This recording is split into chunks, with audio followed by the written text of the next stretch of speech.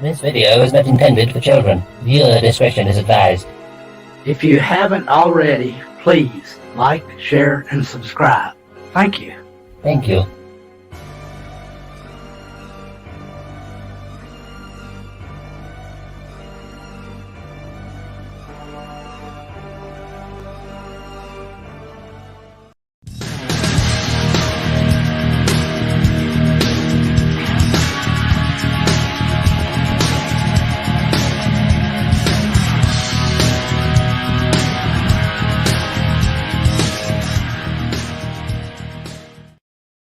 It's Monday. Good morning and welcome to Mornings of Mischief with Pop Culture Therapy.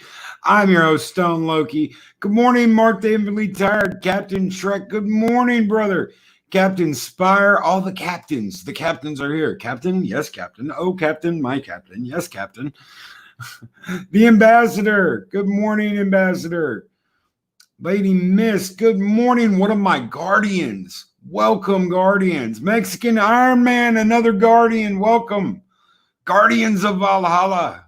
Guardians of Valhalla are here. Good morning, guys. Good morning, Sit Room. Good morning, what's his face, Mick, whatever. Purple Lady, one of the Valkyries. The Valkyrie Guardians. Good morning, Purple Lady. Day Bob, Guardians. Guardians unite. How is everybody doing this morning? Lady Q, good morning. Good morning, Lady Q. Dave G. Sound. Good morning, sir. Good morning. What's his face, Mick? Whatever. KP a star. Guys, how's everybody doing this morning? Samantha Joe, the other Valkyrie. The Valkyries are here. I love doing that intro the other day. That was absolutely awesome. Heiress of Chaos. Good morning, Heiress of Chaos. The Battle Angel Heiress. Derek McManus. Good morning. Good morning, guys. How's everybody doing? Robert Pearson, hail, brother. How are you doing? Trying not to miss everybody. Lady Myst. I don't know if I said Lady Myst already or not, but oh well. Wesley Simple, good morning. Good morning. Guys, how's everybody doing? How is everybody doing? Good morning, Dave Bob, my brother from another mother, Mexican Iron Man, my Mexican brother from another mother.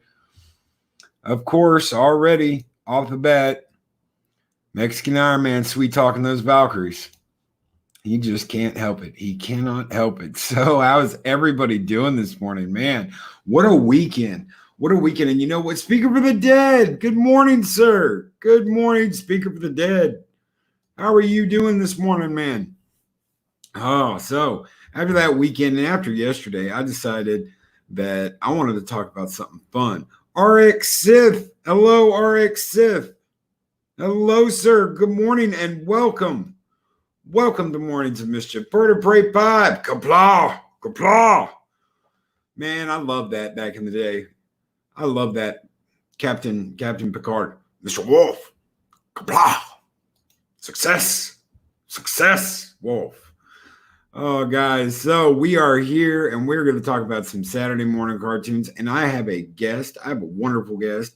He is a brilliant author and a man of eloquence. The words, this guy, he just blows me away. Please welcome Adiga Outlaw. Hey, good morning. No camera this morning. I look like I'm in my PJ, so it ain't going to happen. Yeah, but the hair is perfect, right? Oh man.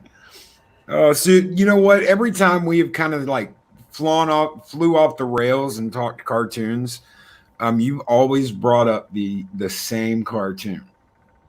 That's because I am nuts about Robotech, and Sony is in the process, minus all the bug stuff, of making a live action movie of it with the director was the one who directed it. The producer was the one who did the first Wonder Woman movie. And everything lines up like it's going to be really good.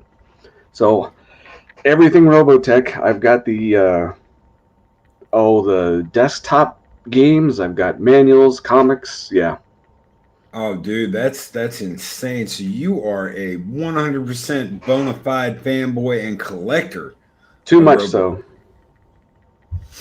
Ambassador says Robotech is life. Robotech is life. That would be proto-culture. So what grabbed you about it? Oh, two things. One, it wasn't as episodic as most cartoons, and it had to deal with space. Anything space. I'm like you, I spent time with my dad. My mom was a Trekkie too, or they watch Star Trek, and it didn't take much to get me hooked. And anything space. I was born the year before, this ages me, the year before we hit the moon. It was just, my childhood was all about rockets and rocketeering. Yeah. So when that came out, it thumped. It was like, man, this is really cool. And the Japanese animation was so much different than the American animation that it held something different. It looked different. It felt different. It was an opera that had story instead of just beating each other in the head with anvils. Nothing wrong with anvils. Love that stuff. But this was kind of cool. Psychodorf 9 says my introduction to Robotech was on coding from Wisdom Teeth. What a way to be introduced to something like that. I'm right there with you. I loved Transformers, even though it happened on Earth. They all came from, a distant planet, Cybertron. And I loved Voltron, and pretty much, anything, Silverhawks, anything that happened in space, I was glued to it.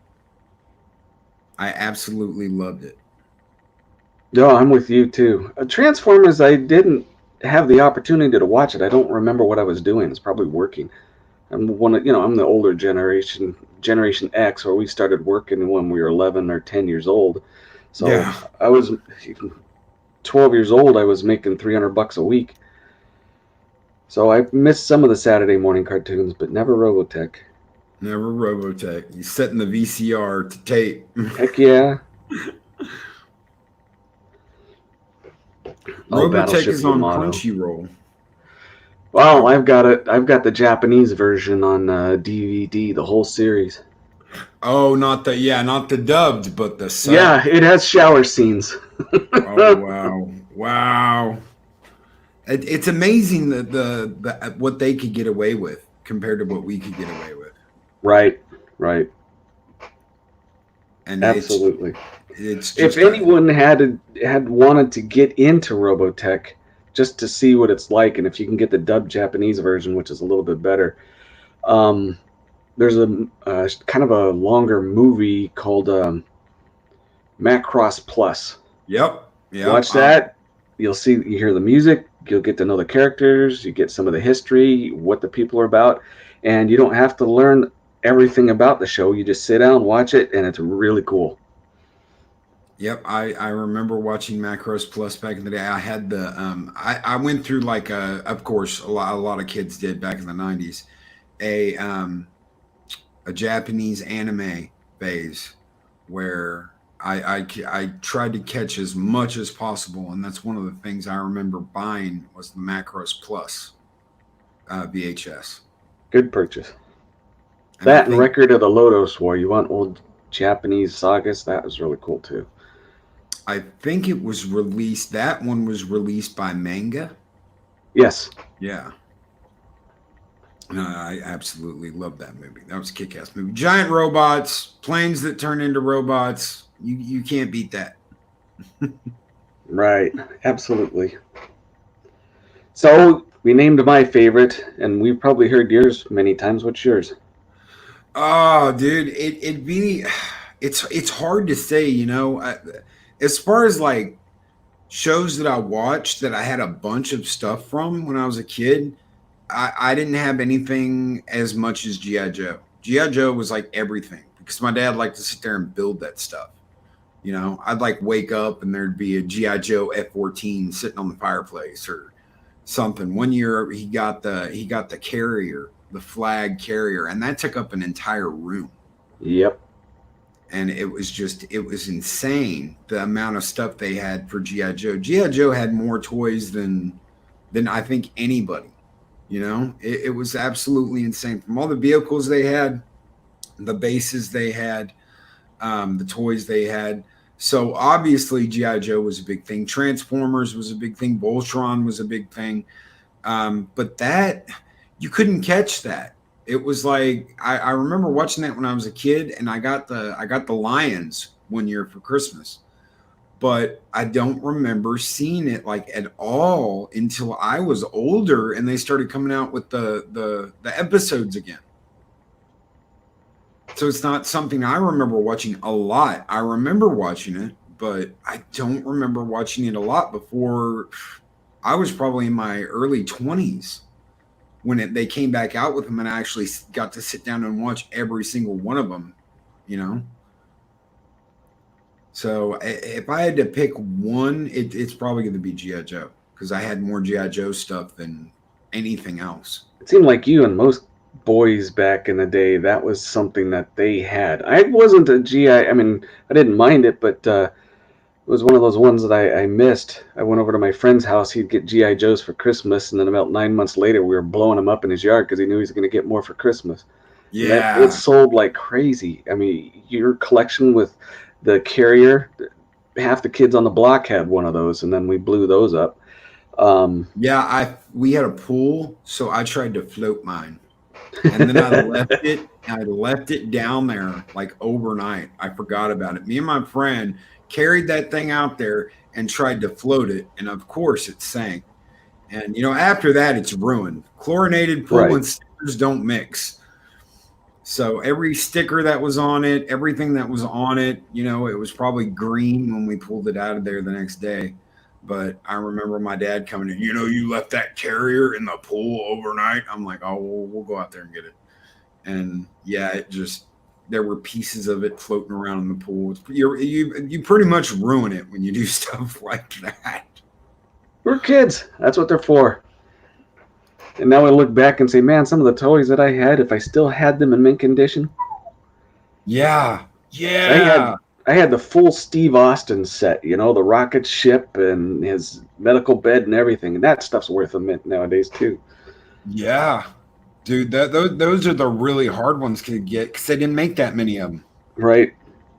I know a lot of people are like, "Oh man, I got this," and I'm like, "Dude, it's not going to be worth that much because they made 1 billion of those." Now, if you could find like the Princess Leia figure, well, that's something because they didn't make that many of those because they didn't expect boys to want them.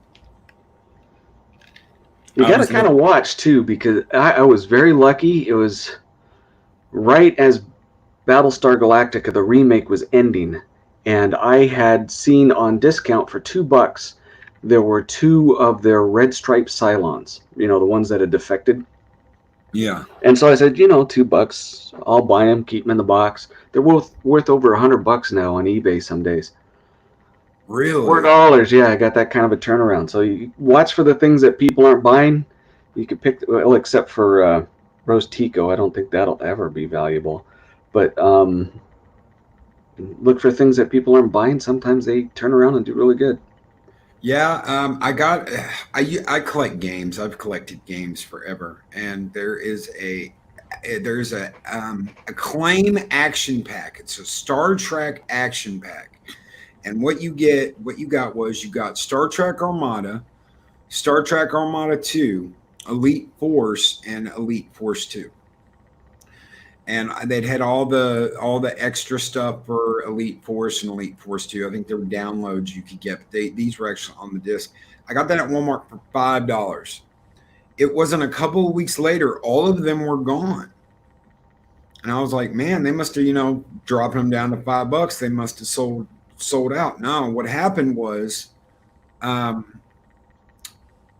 Acclaim and CBS or Viacom at the time had a big falling out, and Acclaim sued CBS. They said you aren't giving us anything to work with, and you aren't letting us make these games, and we paid you a hefty license fee.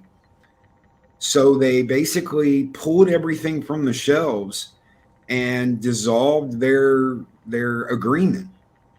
So if you actually have one of those and it's still in the box and still has the books and all that, that's like $200 on eBay. Nice.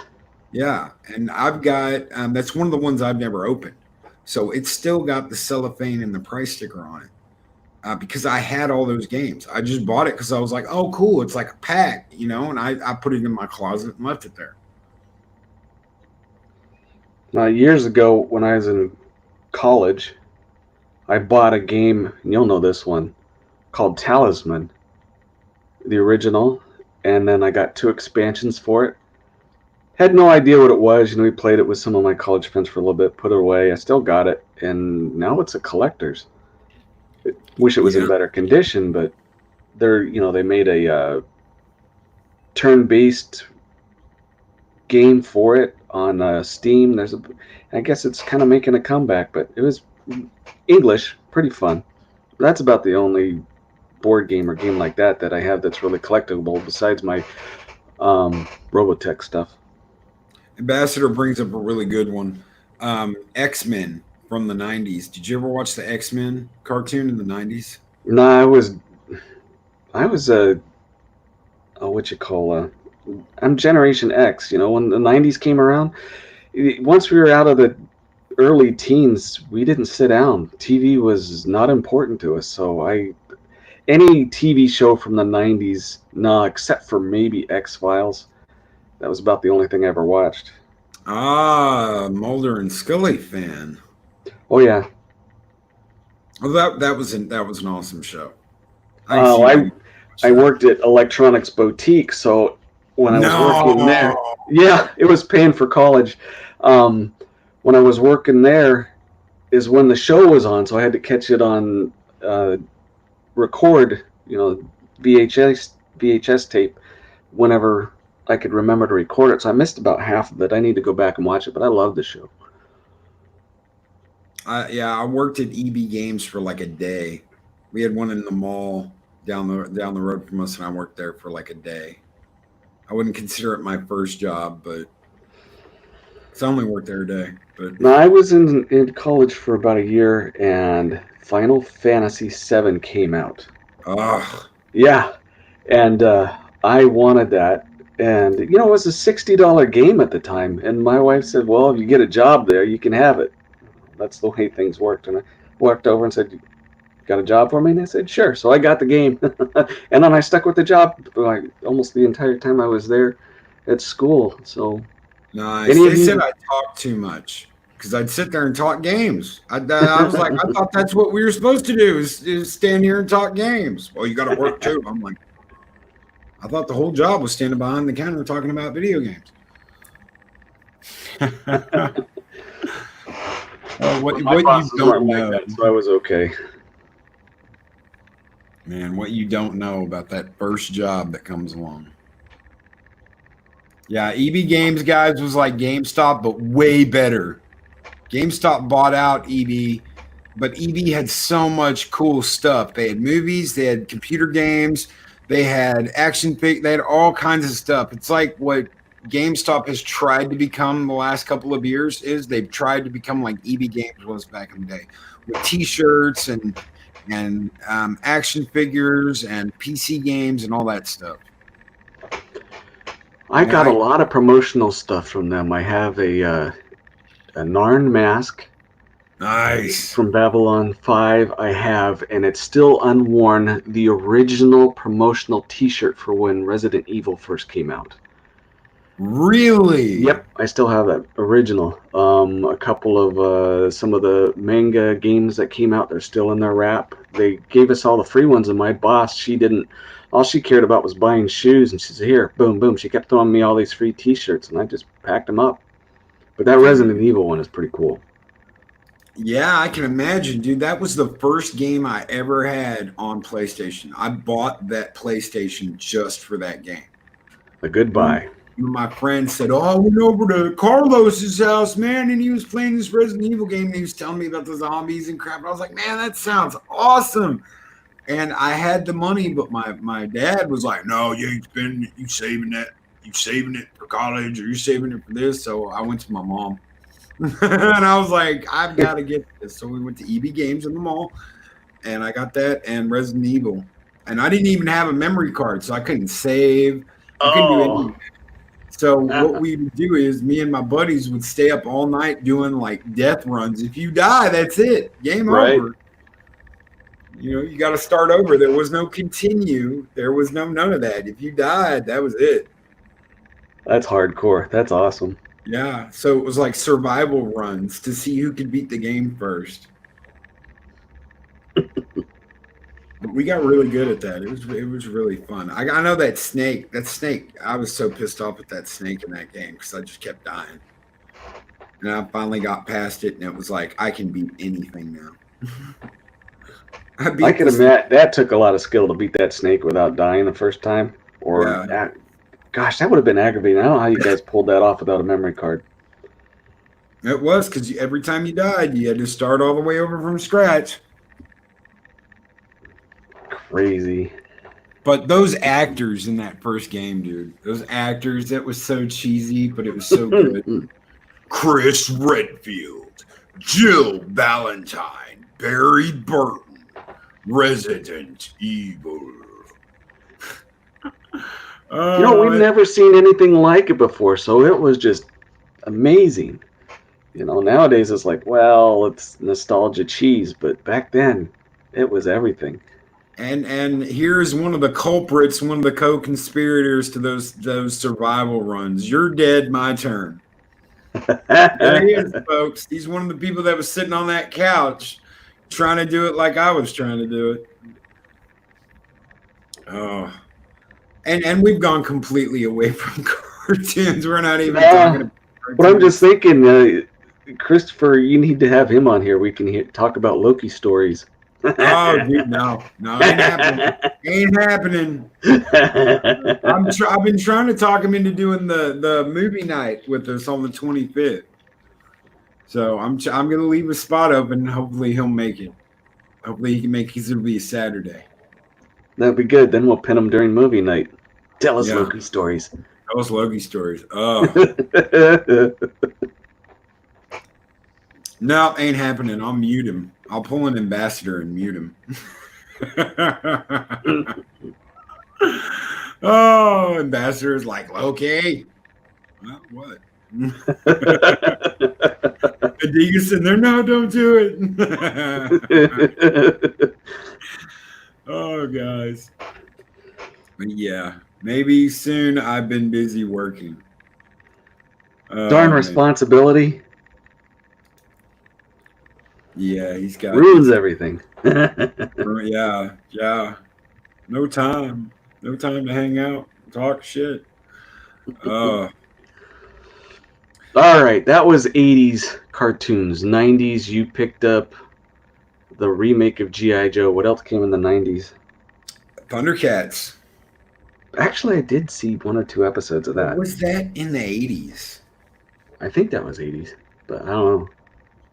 Thundercats, man, dude. If I had to say now what is my favorite cartoon from back then, it'd be Thundercats. If I had to say now, oh yeah, it wasn't my favorite then. I liked it then and stuff, but dude, I absolutely love Thundercats. 1985, yeah, mid 80s. So I'm completely off the mark. Someone on here gave it a 6 out of 10. They should be shot. They're picking on you. No Loki stories, you're going to get harassed. Drag them out in the street and get shot. Oh, Batman the Animated Series, Animaniacs. Was Batman the Animated... see, that's another one I thought was 80s. Was Batman. Broken's right. Clone Wars was really cool. I don't know how the new episode or new season is, but man, Clone Wars were awesome. The first 4 episodes were great. When they went to Ahsoka, I've fallen asleep. It's just it's like, okay, you've got the first 4 episodes. Those were written before Disney took over Lucasfilm. So those were written and those weren't messed with. And then you've got the Ahsoka Tano thing that was completely rewritten and redone with new characters. They took out the old concepts they were going to do and they've completely remade these 4 episodes and they're boring as hell.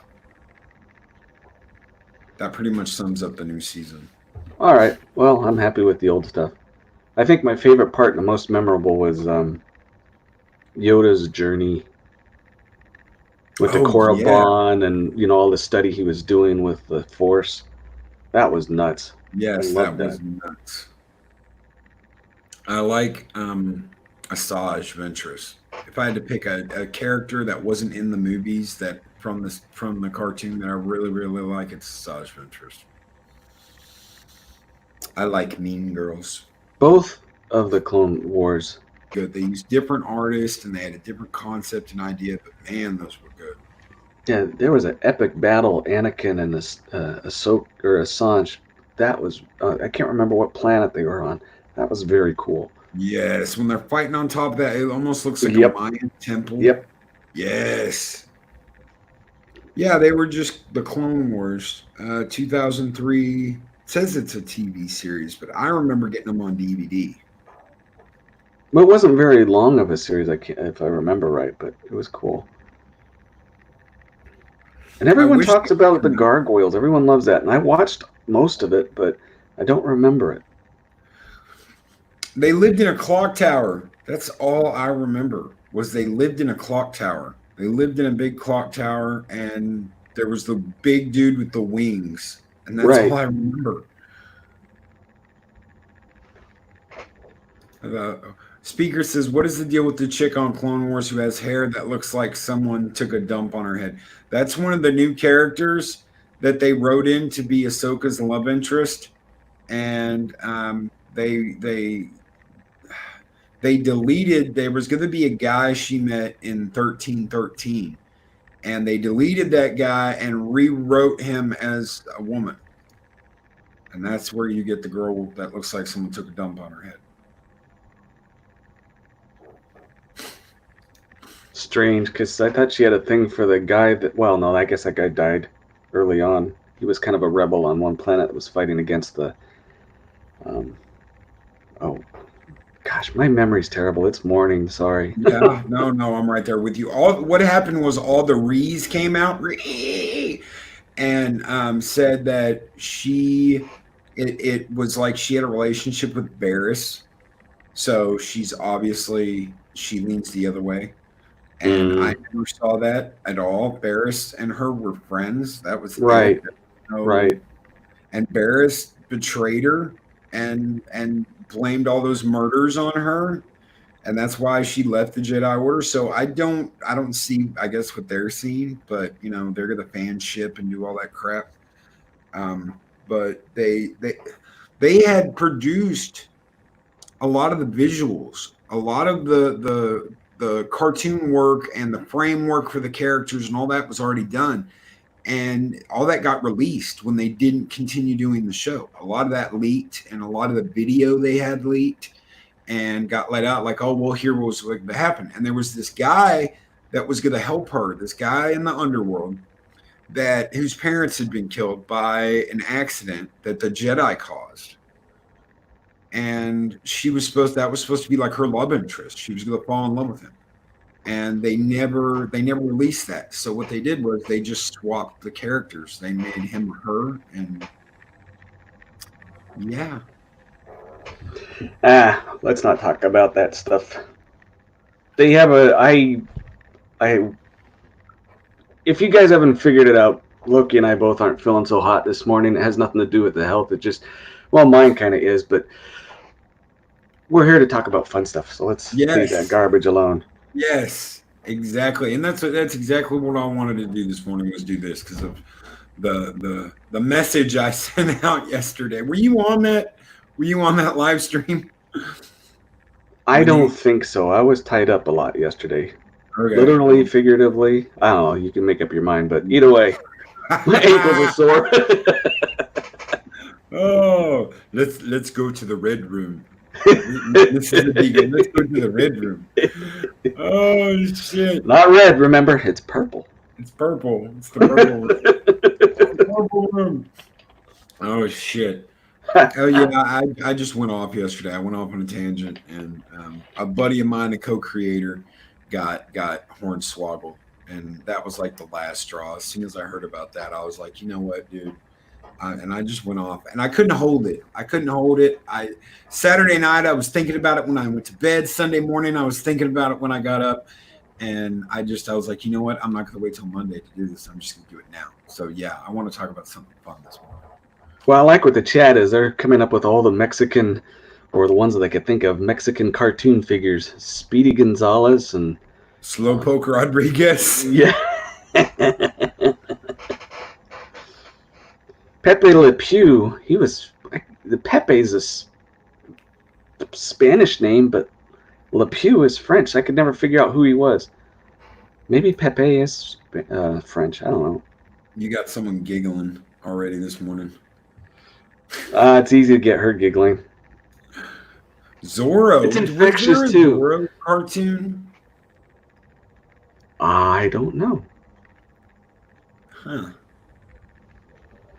Soul Assassin, throw something in there, because I don't remember a Zorro cartoon.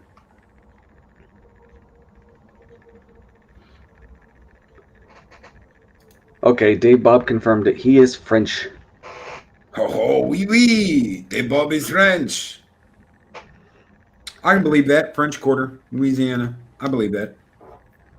Mexican got all his moves from a French guy. The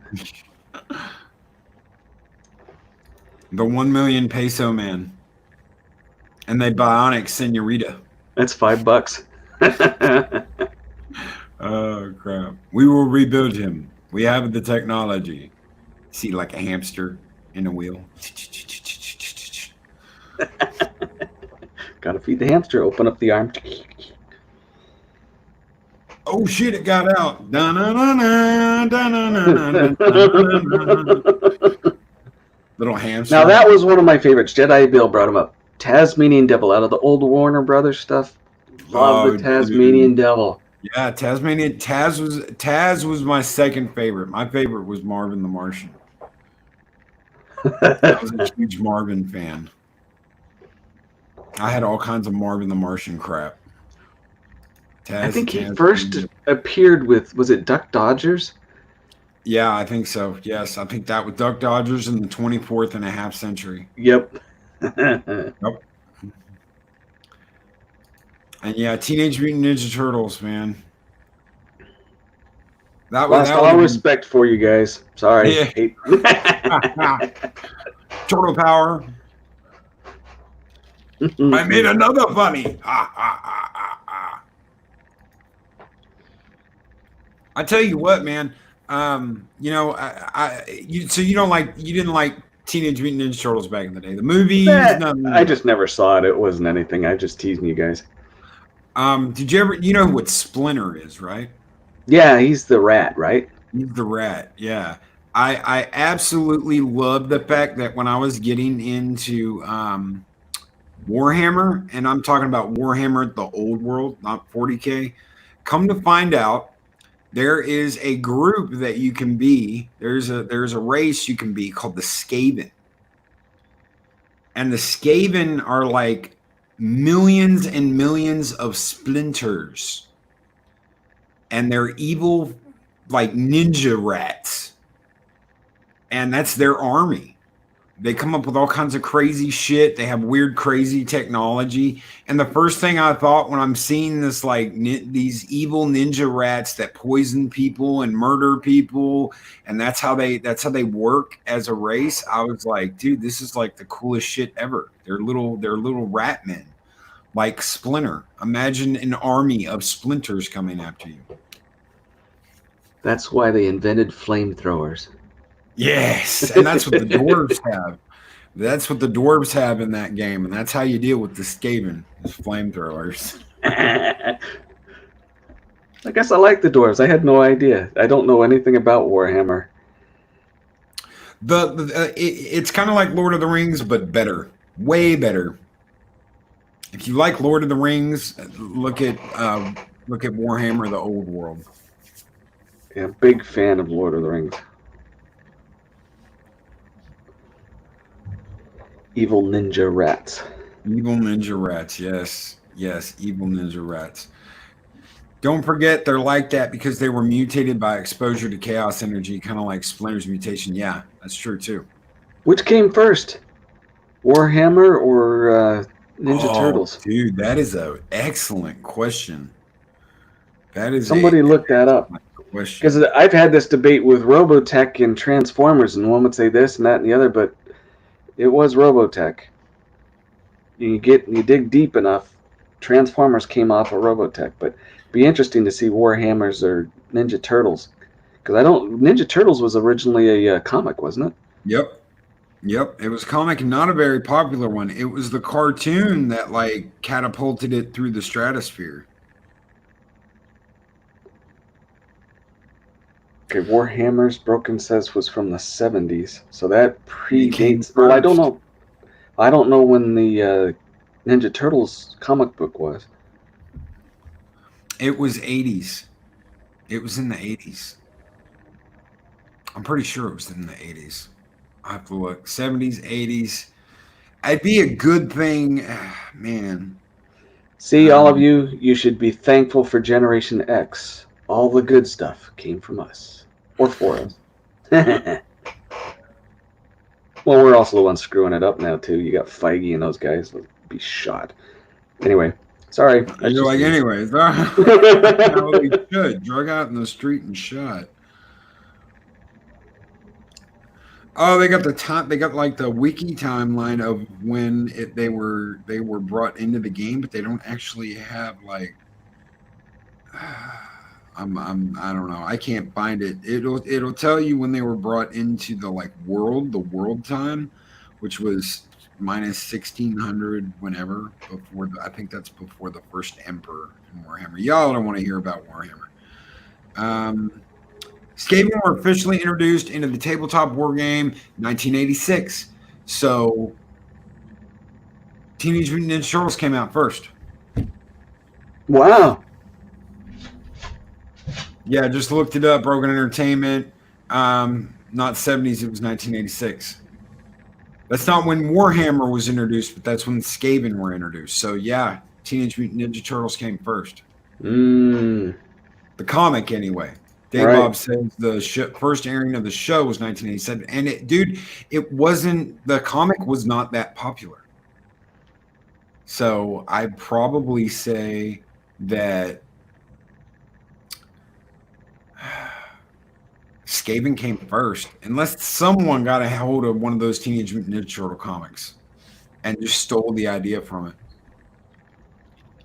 Okay, I'm totally jumping off to other subject if you don't mind. It's still cartoons. No, let's I saw listen to me talk about Warhammer. Yeah, I saw Lady Miss comment up here. She has Wacky Racers, a pup named Scooby-Doo, Pirates of Dark Water. A pup named Scooby-Doo. My kid, he likes the new Scooby-Doo. It's kind of a 2-season series. And in there they have one scene where Daphne and I can't remember his face. They're standing there in a museum and they see Scrappy-Doo and they say, "Don't look at it. We don't talk about those days." Yeah. I think everybody that I know of hated Scrappy-Doo. It was one heck of a waste of energy. And look back on it now and go, yeah, that was pretty dumb. They never should have had that dog in there. Well, it was Scrappy-Doo and something too, wasn't it? It was Scooby-Doo, Scrappy-Doo, and I thought it was Scooby-Doo and Scrappy too, but I don't know. Maybe it was Scooby-Doo and Scrappy too. Maybe. I don't know, dude. I remember the cartoon movies with the three of them, with Scooby, Scrappy, and God, I can't think of his name. The skinny stoner. Oh, yeah. This is some primo stuff, Scooby. Like why am I forgetting all it's a bad morning, guys. That's why you're not seeing my face. I can't even remember my middle name. Oh man. Shaggy, there we go. Shaggy, yes. Samantha Joe. I have two other people that are doing what they call beta reading for the second book. It was posted for a while at the top, but she's got it. I'm looking forward to. I'm not trying to push her, but when she finishes it, I really want to hear her opinion on it. Anyway, back to comics.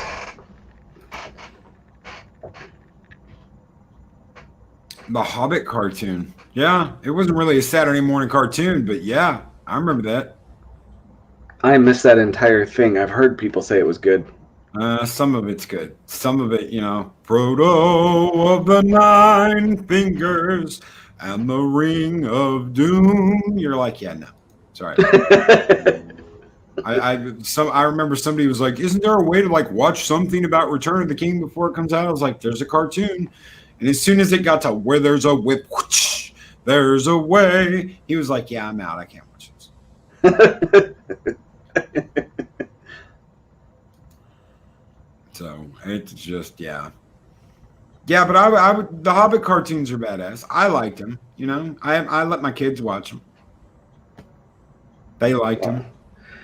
My kids were, unfortunately, one was into Barney, and then the other ones was, I think it was called Rico's Roughnecks. It was the Starship Troopers cartoon version. It was one of the early CGIs. That and Reboot. They were the CGI cartoons. They loved those, and the Rico one was it had some dark moments. There was people killed and blood, guts, and gore, and this is all done in the 90s. I'm just wow, I was impressed. I like those. Yeah, and I know they made an updated version of the Starship Troopers cartoons you were talking about, because I know a couple of those just came out. Yeah, not too long ago, maybe last year. And they're not edited in any way. Wow. Where do you find them? I'd be quite interested to find. I've got one of them on Voodoo. I'll tell you what it's called. Give me just a second. I don't have Voodoo. Oh, well, you could get it on Amazon, or you can probably look it up and find it for free. Okay. Well, if you got a name, I'll find it. Let's see. Traitor of Mars, Apocalypse, and The Last Starship. Cool. So there's Starship Troopers, and then Apocalypse and Traitors of Mars. I don't have The Last Starship. Oh, Invasion. That's another one. So Starship Troopers, Invasion, Traitors of Mars, Apocalypse, and The Last Starship. Gonna look it up. All you got to do is look up Starship Troopers, and it'll probably pull them all up for you. Awesome. But they're CGI animated, and they are rated R. Closest thing you can get to that first movie. And what's his name comes back, I think, for one or two of them, the guy who played Rico. Gotcha. He does the voice for Rico, obviously. Well, give me something to do on a break when I'm not doing this thing for AutoTube, but I got to have it out by Wednesday. I got sucked into this group of, it's kind of cool, but they're really weird. They're very nice people, but when you get around a bunch of people that pretend to be authors, myself included, imagine being in one of those Disney writing rooms, with all these weird opinions coming out, and you sit there and go, "Oh my word, those people do exist." Yeah, I can imagine. You got to watch everything you say. Yeah, most of them are pretty cool, but there's a few of them where it's like going, "Whoa, where did you get born?" Yeah, they all want to be creatives. Yeah, well, either way, on Wednesday, I'm be dropping a video. It's supposed to be an education video for a group of them. They asked me to do it about suspense. And so instead of having something for one of my books, it'll be a suspense, how to write a suspenseful situation for characters. Anime version of the X-Men. I did, Mark. I watched all the X-Men stuff, all the X-Men cartoons, the Wolverine one, except for anything made in the last couple of years. I haven't. I missed all of the X-Men stuff. If there is anything you recommend for me to go back and watch, I will do it. The 90s cartoon. 90s X-Men. 90s X-Men cartoon. Yes, right. I will. I'm gonna link you that right now, dude. That is one of the most iconic cartoons in American history. Was those X-Men cartoons, and they don't They don't follow the lore completely. They kind of make their own, and they break some of the original rules. But everything that the X-Men are about is in those cartoons. Cool. And I think they have them on Disney Plus. Wait, is that the one where they had those giant robots that were Sentinels. exterminators? Yeah. Maybe I did see it. Like I said, my brain doesn't work in the morning. I'm struggling to breathe. You know, I got to remind myself, deep breath in. They had 5 seasons starting in 1992. It ran from October 1992 to September of 97. I think I caught bits and pieces of it. But really good, dude. If you want to watch a really good show from start to finish, excellent show. Excellent show. And it's got a lot of the elements that were in the comics back then. Gotcha. So one of my favorite X-Men Sentinels comics back in the day was me and Ambassador were talking about it the other day. That on the front of the comic, you see Cable with this big gun in his hand, and he's standing over Xavier, and Xavier's got a smoking hole in his chest, and he's dead. And it's not really Cable; it was somebody else. I don't remember the details, but they explore a lot of that in the cartoon too. Wow. So, that was one of my favorite things because I was always a Magneto fan. I've always liked the villains. I like evil things. Someone hashtagged that a couple of weeks ago. Loki likes evil things. But I liked Magneto. And when they did that, time changed and Magneto took Charles's place. It's like they went back in time and killed Charles before he ever made the X-Men. And Magneto, instead of being a villain, became Charles, basically. So you had Magneto running the X-Men. Huh. It was a weird ass alternate timeline. Executioner song. Thank you, Ambassador. I'm fascinated now. That's Christopher Frederick says that's something the new writers just can't get. They either have too much or too little suspense, and it ruins the shows. Yeah, I think that's why they wanted me to do it. There's quite a few of them that are I mean, you can't see by my numbers, but they all know about my stuff. And for some reason, they approached me and said, all right, you got to write about a suspense character or how you make characters suspenseful. And it's very easy, and I don't know why they don't get it. You know, it's if you make an emotional tie to a character, and you guys see it with all the new movies. If you're not emotionally connected with an individual or a group of individuals, when they get thrown into crap, you really don't care. You know, you have to build an emotional bond with these people. Yeah, you do. And that guy says the opening theme music for the 90s X-Men was so catchy. Dude, it was. You got them started. I don't know how you remember all those tunes. You can do that with just about every show. From days long ago came a legend. The Legend of Voltron. That one I remember. So yeah, it's all stuck in there. I still remember that one episode where he had that iron cross on his chest and he used that as a weapon. It came out with an energy thing. I was just going, okay, he's got the sword, he's got the gun and everything else, but that cross is cool. And it like spun out of his chest. Yep. Yeah. Badass stuff. Dude, I just can't I can't forget this shit. I can't. It won't go away. It's filed and like hidden in the brain, so I can't find it and delete it. Oh, that's awesome. But yeah, mine was always numbers. Oh, it's totally off topic story. Meeting my wife was weird. We were at a Halloween party and time stopped.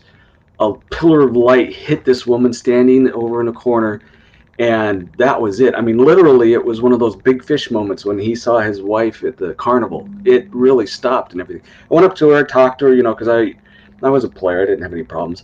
And she gave me her number. I didn't have anything to write it down, and she left. She thought, nah, he'll never remember it. He didn't write it down. Well, for me, numbers stick in my head.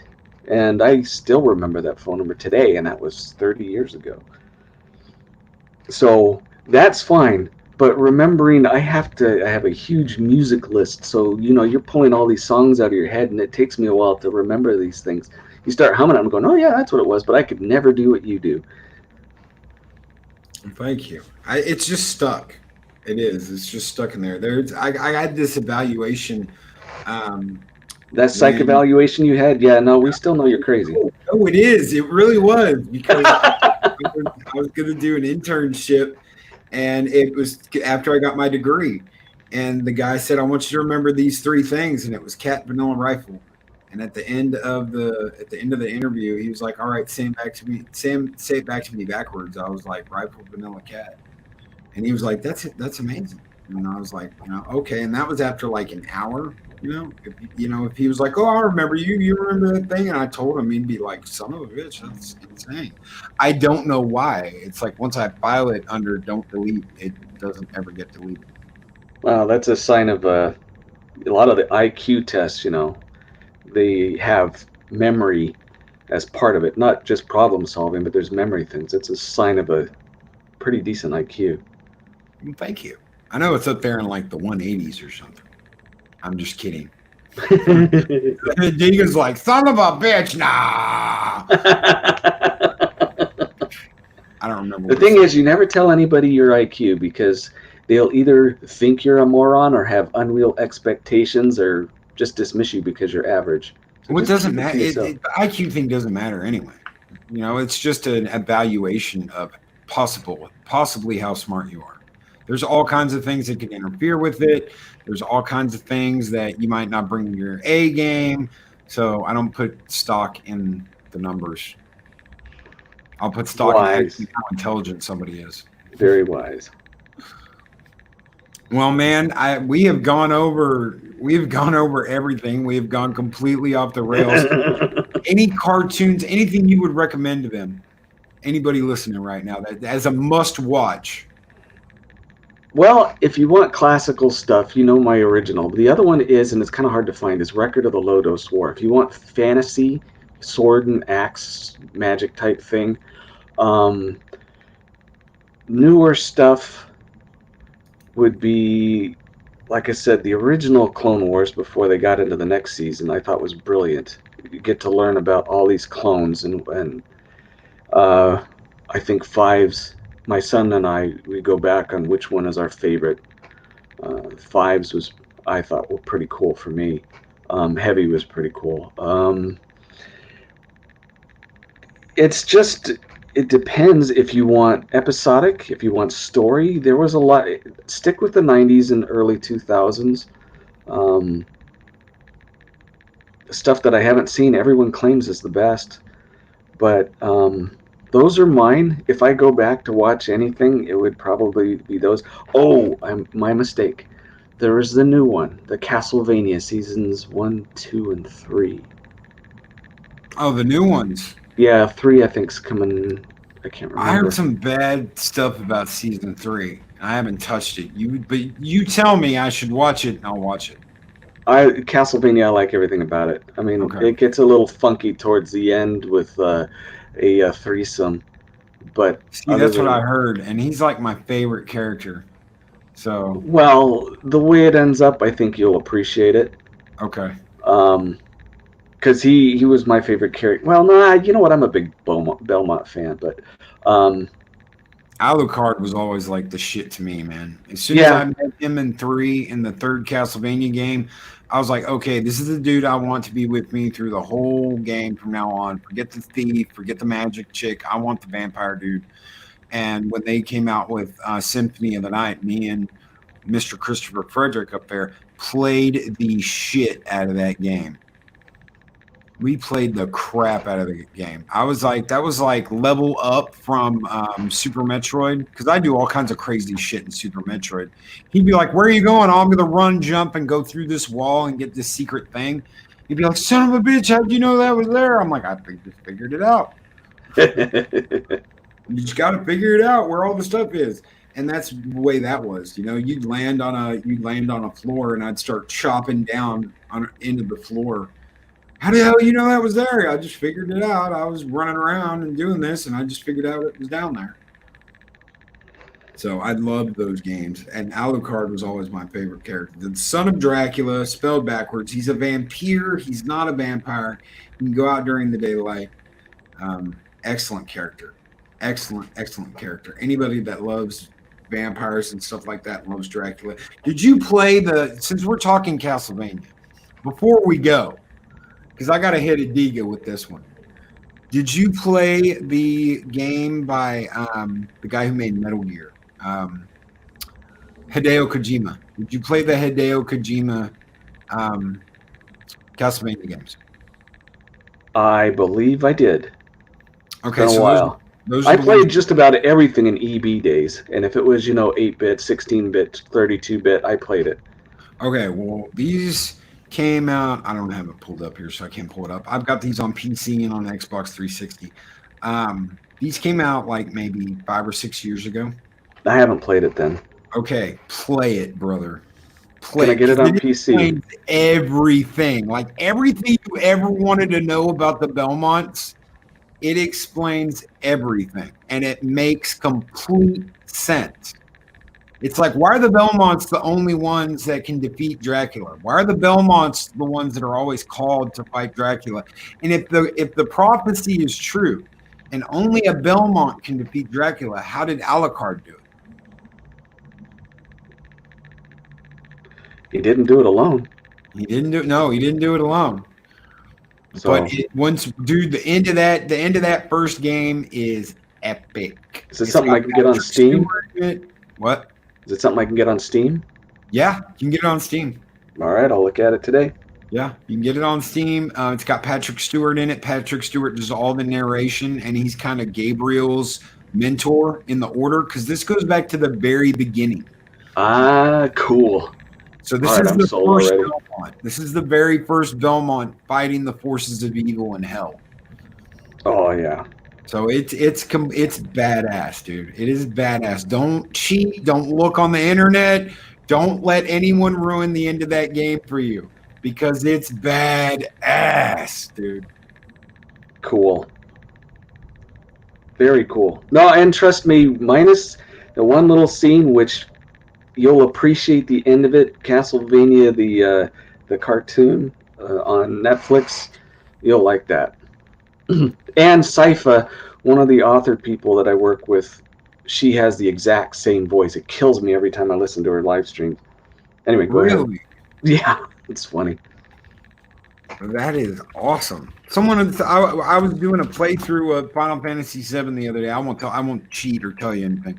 But someone was like, every time I cast Thunder, I'm like, Thunder! And someone was like, you sound just like Lion-O! Son of a bitch, you sound just like Lion-O off of Thundercats. And I'm like, well, I'm not trying. I'm just casting Thunder, man. Every time I cast Thunder, I'm like, Thunder! Thunder! That does sound like him. So when I upgraded my Lightning, I started, by the power of Thundera!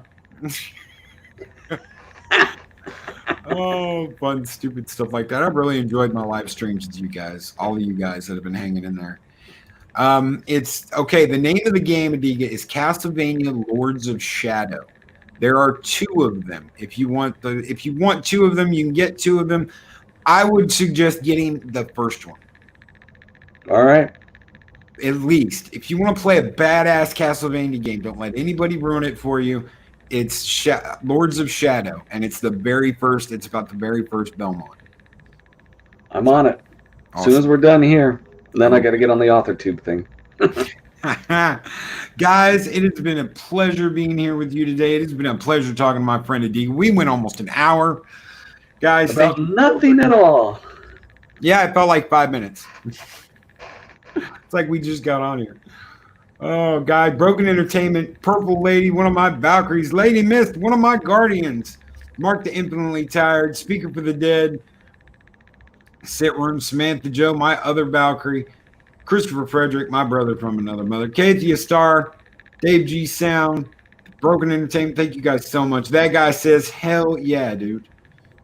That guy says, kicks ass, and chews bubblegum, and he's all out of bubblegum. Verbal Lady, thank you guys so much. Chronos Chiron, I still don't know if that's how you say your name, Chronos. I'm just going to say Chronos from now on. True. I don't know if the Chiron is Chiron or Chiron or what, but it sounds like paint back in the day. Oh, shit. Keely Chow, Dave G Sound. Thank you guys. Captain Spire, everybody that's here, everybody that's stuck with us for this hour of going off the rails. Thank you guys so very much. And we will catch you guys tomorrow for Taco Tuesday, where we will endeavor to eat as many tacos as possible while we broadcast. See y'all. And getting sick over tacos is enjoyable. Yes. Yeah.